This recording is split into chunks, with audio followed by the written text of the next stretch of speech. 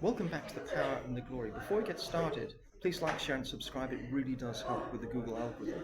Today's scripture is taken from the book of Proverbs chapter 27 verse 5, and I'll read the scripture now. Better an open rebuke than hidden love. So what does this mean? Well, it means that if someone needs correction or loving guidance, it's far better to be upfront and honest and confront them with criticism rather than keeping the peace and concealing the truth. For example, if we go to see the doctor, we want to know the truth, as bad as it may turn out to be, rather than receive a convenient lie. When we're dealing with friends and affairs of the heart, I would say that courage and honesty are two cornerstones of any relationship.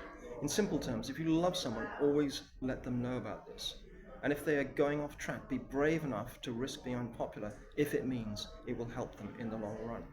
Most people, if pressed, would prefer to hear the ugly truth than be fooled by a beautiful lie. So let's get into the theme in a bit more detail. I would say that true love requires courage and honesty. Someone who truly loves you will always intervene for you if they think you need help or guidance. Somebody who truly loves you will always be honest with you. They'll let you know what you need to improve upon.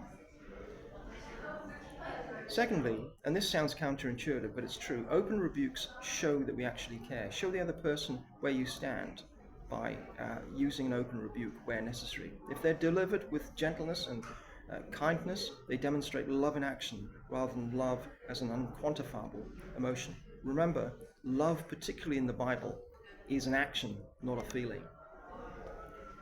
Withholding love can be symptomatic of concealed disapproval. If we paper over the cracks and never provide positive critiques, people will never learn from their mistakes. Silence doesn't necessarily mean agreement, and unspoken thoughts and feelings might just be more about concealed disapproval than actually real love. True friendship is based on honesty.